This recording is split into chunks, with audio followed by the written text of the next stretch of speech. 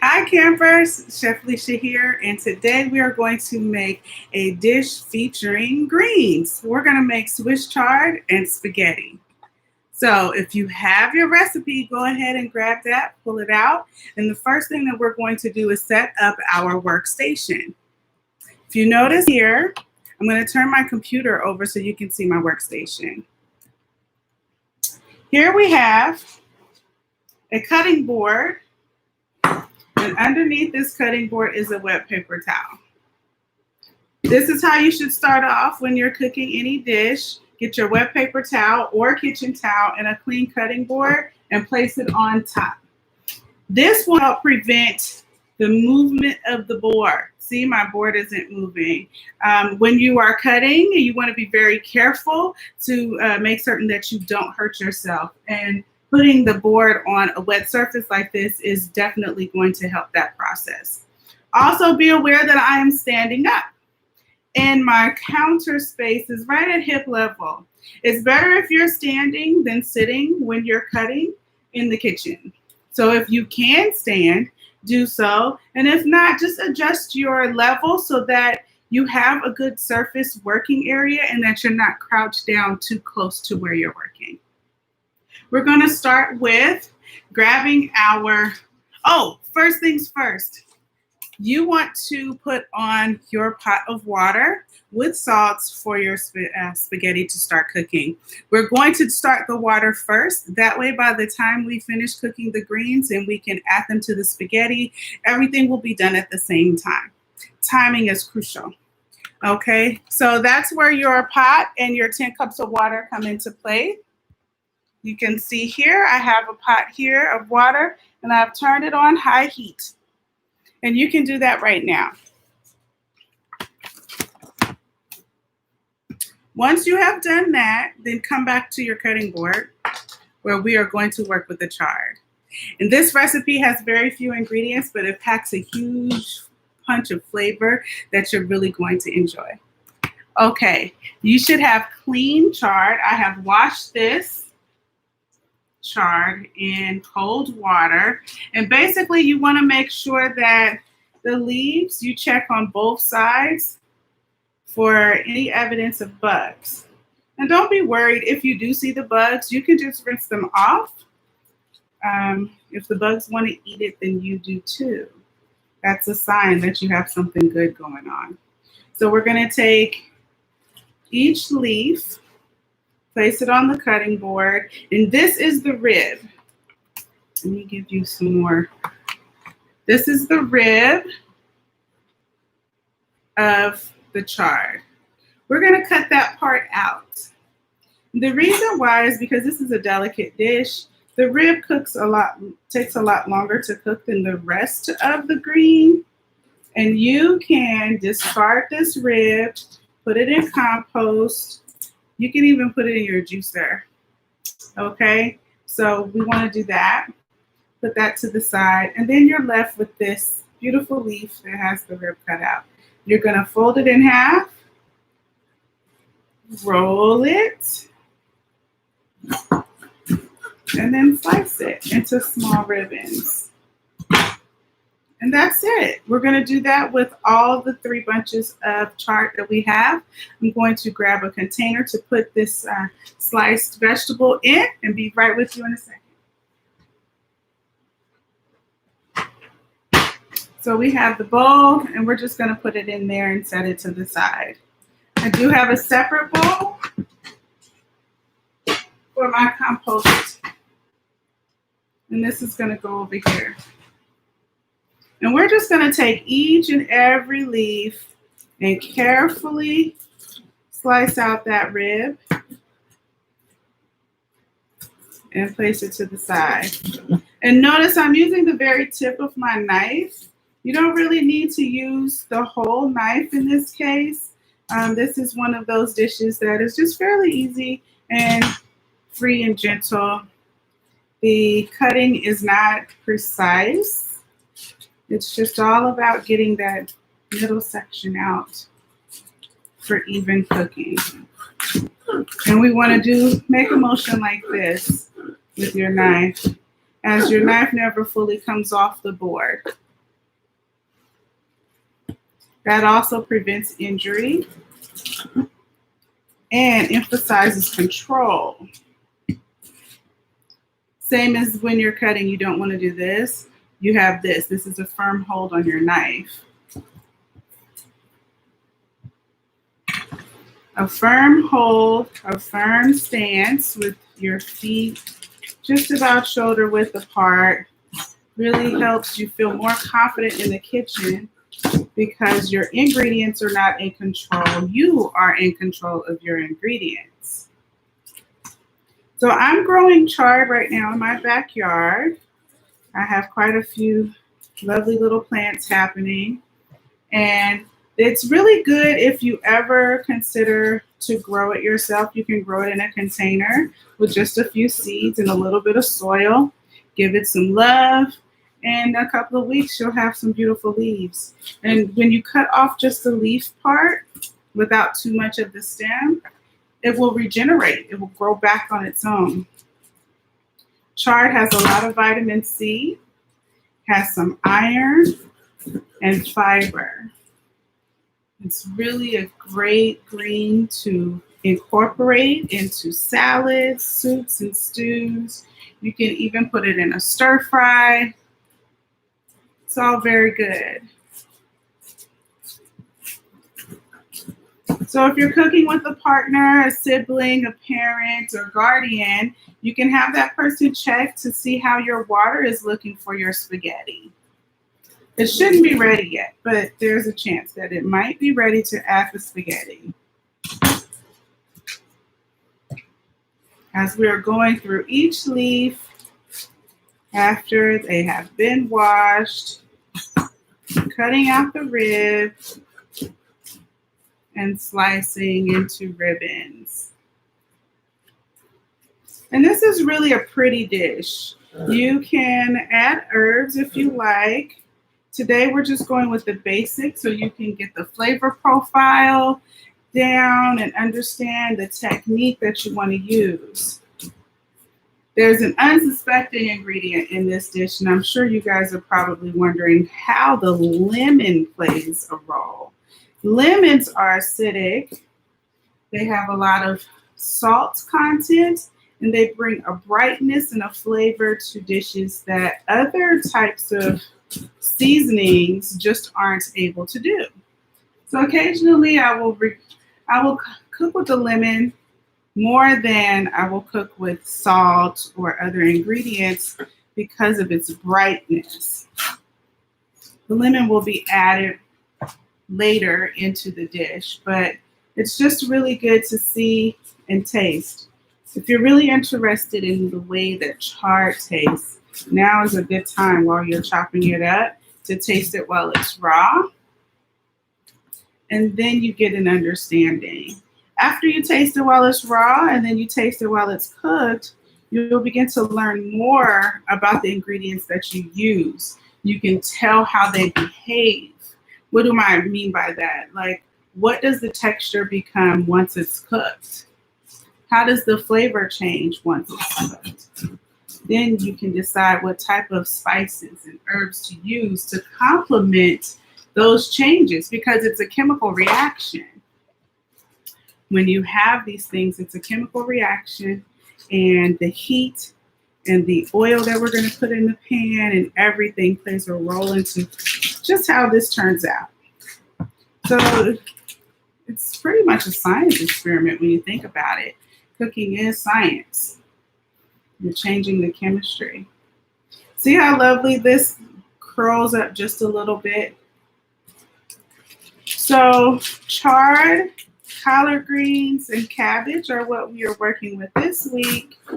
And all of them have different elements to bring to your health and wellness. And I hope that you will learn something, that you can add more greens to various recipes. And let's just keep rolling, rolling, rolling, you guys. Roll it up. And you know, you can chop it too if you want to. You don't have to do the ribbons. I just happen to like the way the ribbons look inside of the spaghetti when that's done. It's just, it makes a really pretty plate. All right. Oh, I lost one over there, you guys. So depending on how large the leaves are, how big the vegetable is, you can make a determination on how much you want to use, because we're going to use a whole package of spaghetti. And we're going to put that in the bowl over there. Now, our water is not quite boiling yet for the spaghetti. So what we are going to do is we are going to take our chard, which looks like this, and we're going to put it into a nonstick pan and saute it. So I'll do a couple of more pieces. And then we're going to turn on our pan and add the butter. So you should have butter or margarine in your kit. And be ready to put this in the pan now. I'm going to turn it on. But first I'll show you the type of pan I'm using. This is what I'm using. It's very basic, easy to use. When you have this type of pan, you want to make sure that you are only using silicone, wood, rubber, something that will complement the surface and not scratch it, because if you scratch it, you will damage your pot pan and you don't want to do that.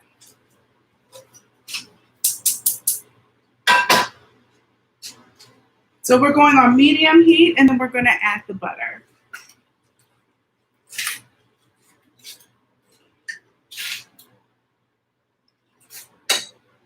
So make sure that when you're making your pasta water that you add a generous amount of salt to the water. The salt in the water does a couple of things. It flavors your pasta, and it should be salty like the sea. So it can be pretty salty, it's fine, because when you strain the pasta out, now your pasta has this texture and flavor, and it has all of the elements that you want, which is complementary to the lemon and the Parmesan. Parmesan cheese has a very salty undertone, and the background is salty. That's also one of the reasons why we're not going to add salt until the end of the cooking process to determine if it needs it. Because a lot of times when you have a salted butter, lemon, Parmesan, and then your pasta was cooked in salt, it is overkill if you don't taste it first and then add what you need to it later. So just make certain that you are going easy on the salt, but it's done in layers so that you get the full scope of flavor throughout your dish. And it might seem like a lot in the beginning, but you're really going to use a lot less salt than you think. So the butter is starting to melt. We will get ready to add the chard in just a moment.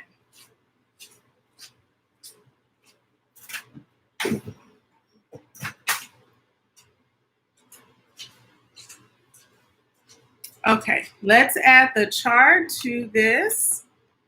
I'm going to grab my computer and bring it over to you so you can see what I'm doing. Yes.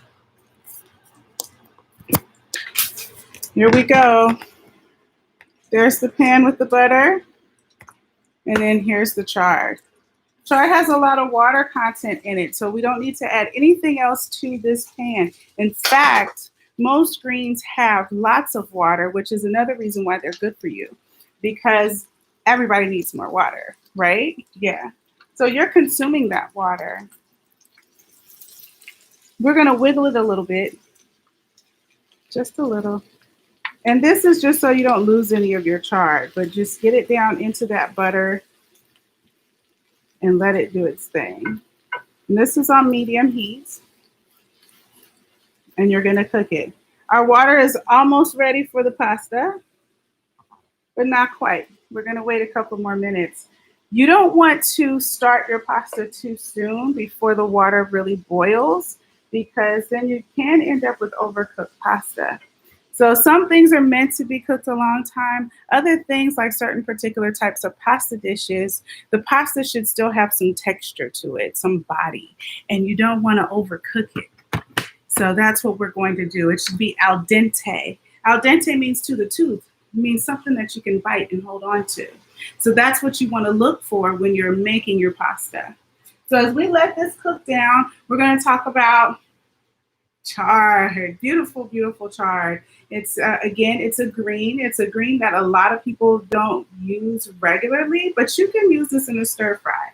You might want to consider stir frying chard with ginger, garlic, and some other vegetables like carrots and maybe even bok choy, and then serving that on some steamed rice with soy sauce. That's one way to do it. You can add the chard to a traditional red spaghetti sauce or pasta sauce in general.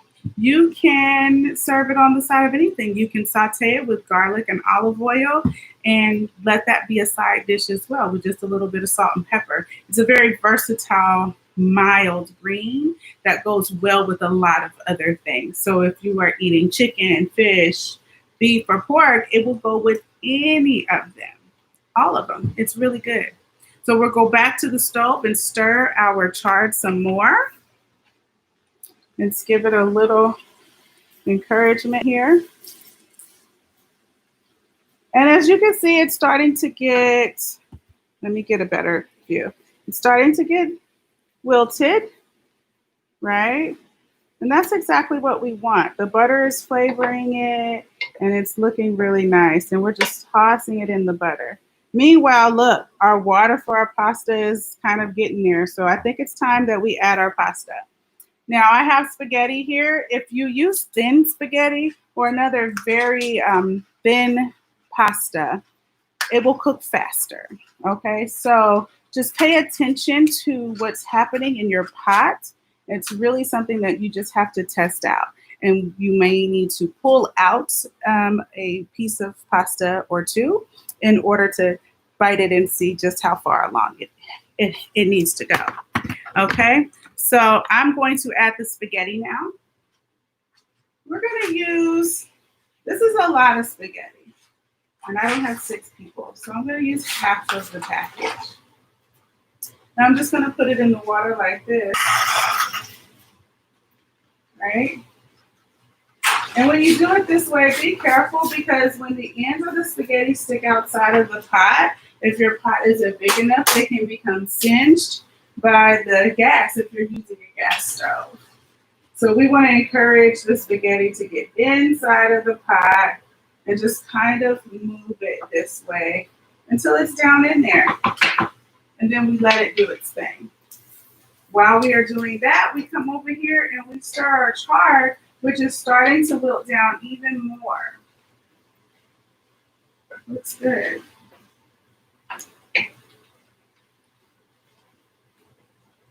And this is a very light and fresh dish, so you don't want to overcook the chard too much. So we're going to just let it be free. Now we're going to cut our lemon right here. So we're going to squeeze the lemon into the chard. This lemon has been washed. It's free of blemishes. And you just want to do like this. This is pretty big, right? You can either hold it in your hand like this to squeeze it out, or you can cut it into quarters or fourths and do it this way. When you squeeze it this way into the pan, what you're doing is releasing the juice into the pan, but you're catching the seeds at the same time. That way you don't have to seed it. But if you happen to have one of these little tools in the kitchen, you can use this as well. And this was a gift given to me, and honestly, I don't use it that much because it's just easy to use my hand. So you squeeze it and the juice goes in. But if you have a juicer like this, they can be a fun little tool to use. Again, I just use my hand. It's easy, free, and because we wash our hands before we start cooking, then we don't have to worry about cross-contamination and things like that. All right, let's go back to the stove and check out what's happening with the chard. It looks good. I'm going to turn it off. Your pan should stay warm for a little while after you turn it off. It's just science. You know, the heat stays in there for a minute. So what I'm going to do is turn it off so it doesn't cook anymore, and then I'm going to squeeze the lemon in. I want the lemon flavor to be vibrant. Cooking the lemon changes that, so I don't want it to cook out. Nope, I don't want it to cook out. And remember, we're going to mix this with the hot pasta. And that's another reason why we don't need the stove to stay on at this point, because we have the hot pasta, and that's going to keep it nice and warm. So after you squeeze the lemon in, give it a stir. And this would be a good time to check on your spaghetti. Loosen up those noodles if you have a spoon, or if you have tongs. Tongs are one of my favorite tools in the kitchen. And you can just do like this to separate those noodles so they don't stick. And it's a myth that putting oil in your pan helps the noodles not stick. It really is just watching it and making sure you don't let them sit together in the water for too long. And then using a fork or other utensil to break that up. And you don't really need the unnecessary oil. The salt is good for the flavor, but in most dishes you don't need the oil. All right, so that is looking nice. What I want to tell you to do now is taste your chard. Get a fork and give it a taste and see if you think you might want to add a touch of salt, some pepper, maybe some crushed red pepper would be nice as well. So just give it a taste real quick with a clean fork. Swirl it around your fork there.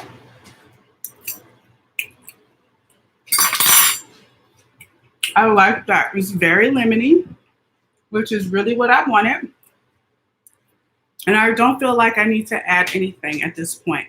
For you, when you are making this dish, you can consider adding garlic, onions, and all these other things. But this is a very, very simple dish that can be taken way, way as far as you want to, or kept as simple as possible.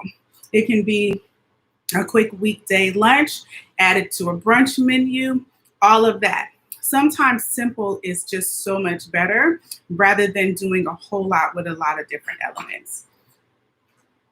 We tend to overthink cooking and food.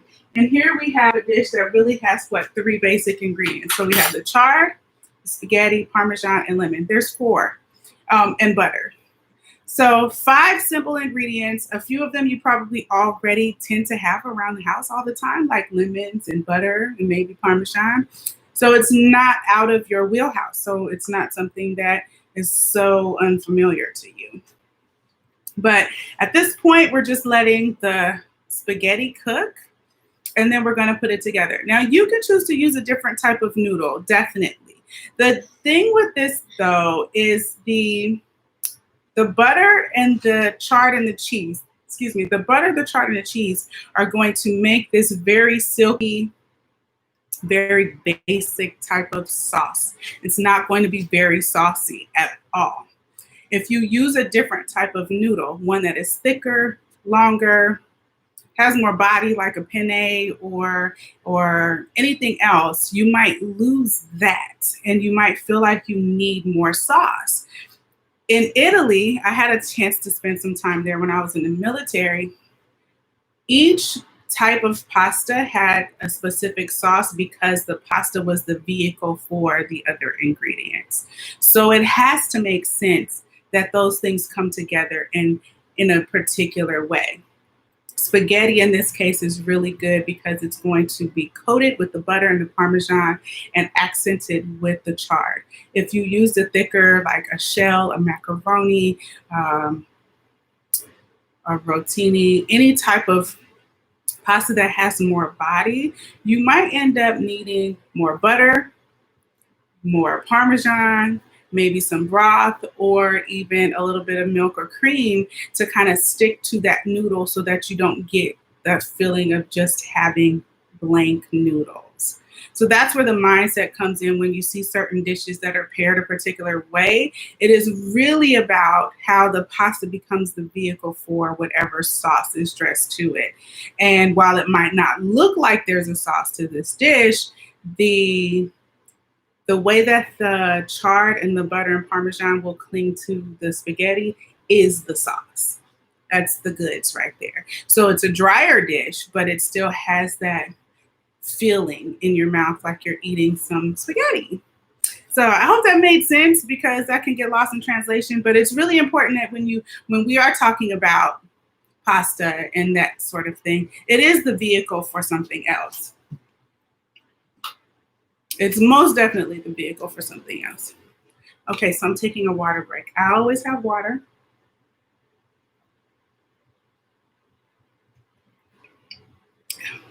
The kitchen can get very warm, even when you have air conditioning and fans. And water is essential for life. So if you don't, make sure you get a water bottle for the summertime, or a few. I like to make sure that I keep a couple nearby me at all times to encourage my water drinking. I don't always drink as much as I should. I think we all are guilty of that. But if it's near you and it's packaged in a way that you like it, you are more likely to drink it than you think. Okay, let's take a look. I'm going to check the spaghetti, and then I'll show you a technique for really making this come all together.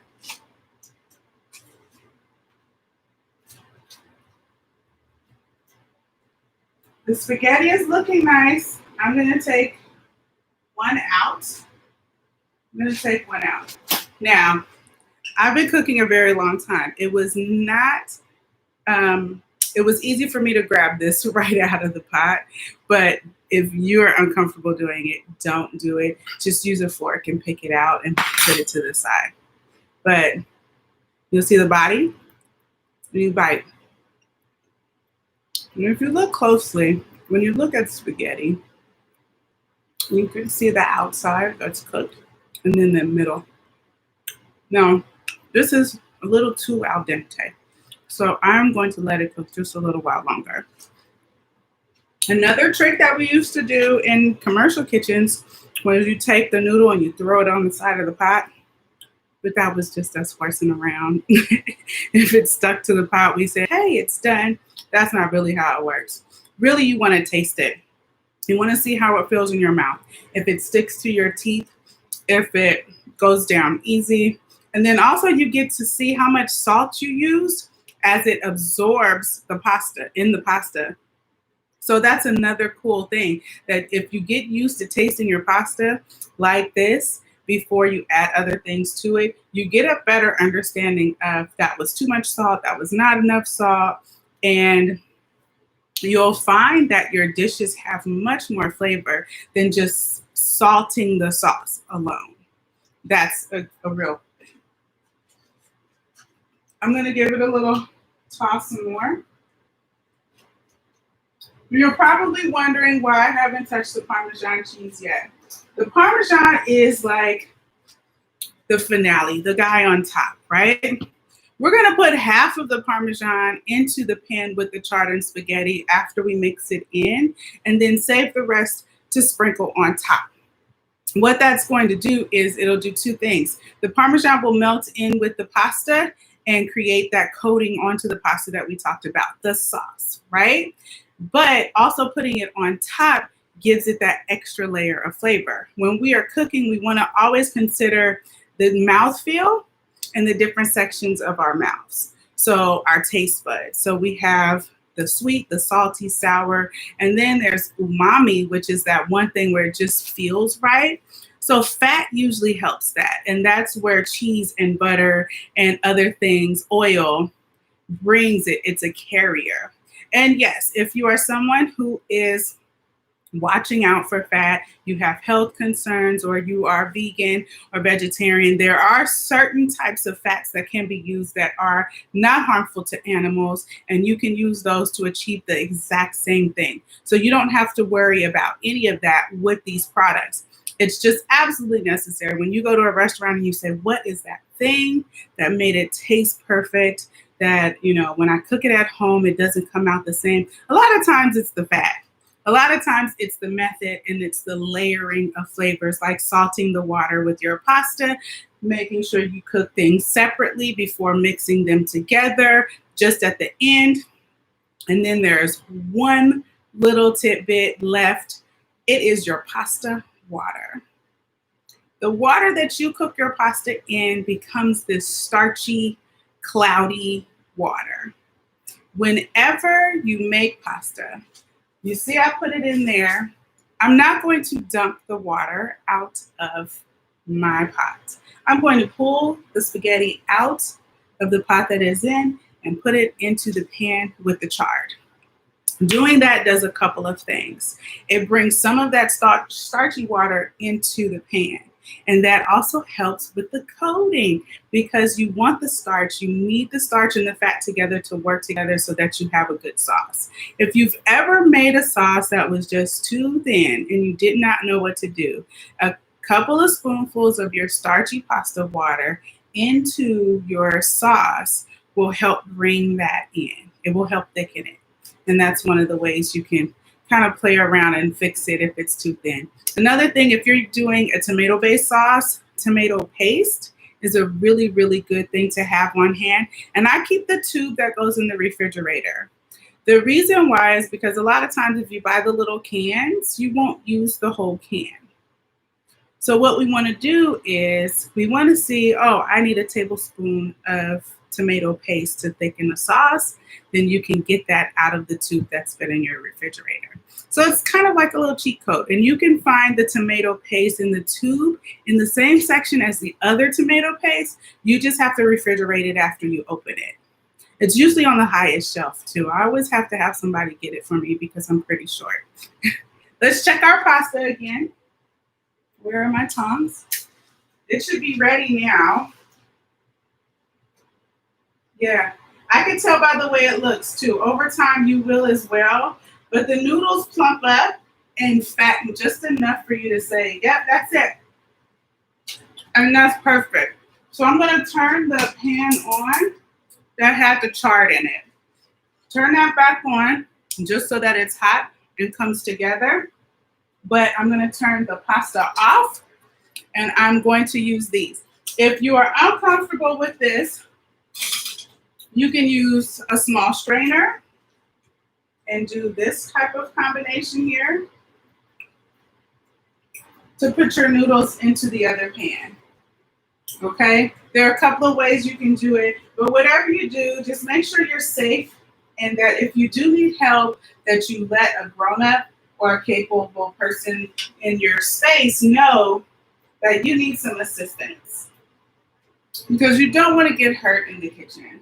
That's the last thing we want, is for you to get hurt or like lose your pasta. I mean, what a travesty if you dropped your pasta on the floor and you couldn't finish your dish. That would be so sad. So, and this is what I do. And you just put it over there. That skillet is on low. You don't have to worry about it sticking or anything like that. It's on low. And then I'm going to sit this down. I'm going to grab my ladle. And remember I told you about the pasta water? We want to put a little bit of that in there. Just a little. Now we're going to give it a stir. I'll bring you over to the stove so you can get up close to see what's happening here. All right. Take a look at that. So we're going to toss it.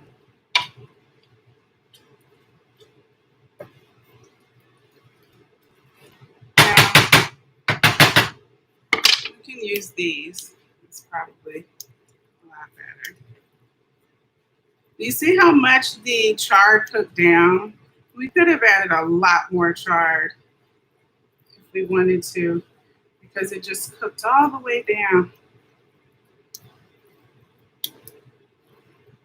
So now I'm going to add half of the Parmesan. I have shaved Parmesan here. You could use any type. It doesn't matter. Shaved Parmesan actually gives you more of a mozzarella effect because you'll see when it melts down in there, it gets nice and melty.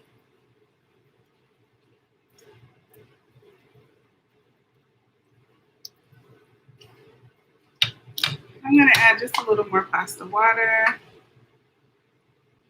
Then you'll be able to tell if that's what you want. If you want it to be saucier, you add more pasta water. If you don't, you like it a little on the dry side, then you don't. If you use the grated Parmesan, it will make a nice, rich coating on your pasta evenly.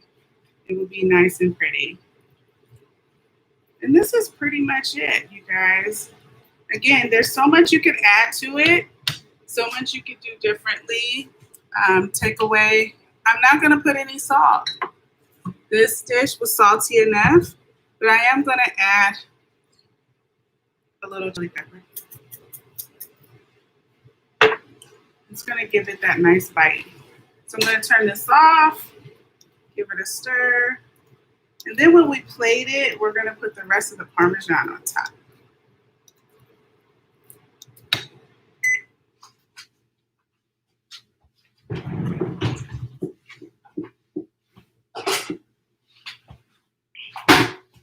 So, nice bowl here. And if you have more lemons, a good garnish would be to cut some lemons and put the lemons on the side.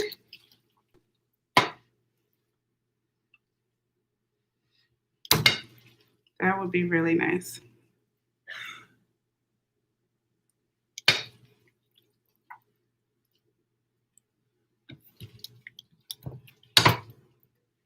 We're going to put it all in. So there's a little bit of sauce in the bottom of this bowl. I'm going to pour it all on top of this.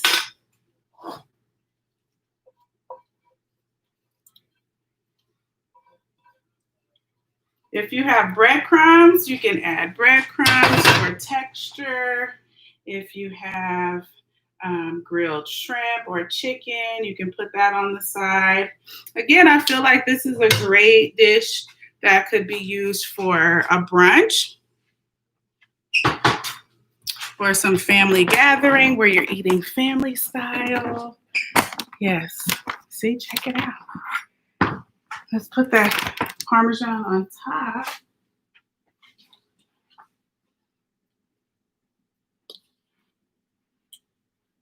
Yeah.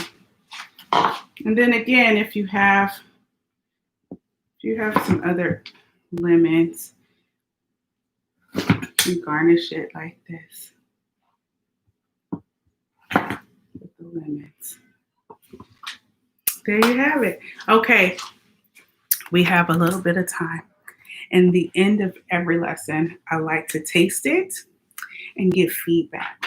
So while you guys are watching this as a video, I want you to taste your dish and think about what went into it.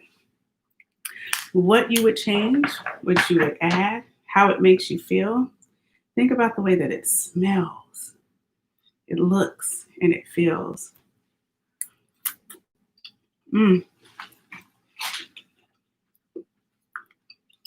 Like, this is really, really good.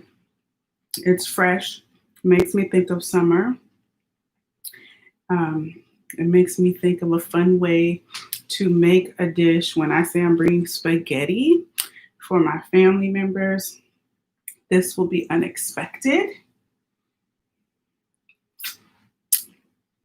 And you could add bacon bits to the top, grilled shrimp, chicken, or even a steak.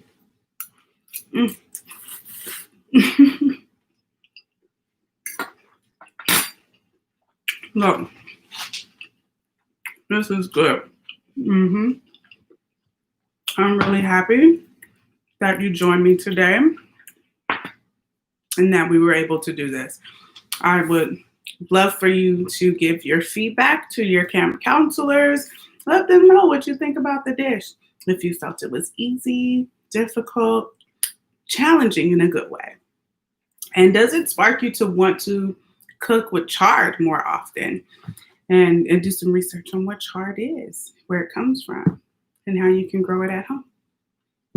So that's it for today, campers. I will see you next week where we will do another wonderful recipe.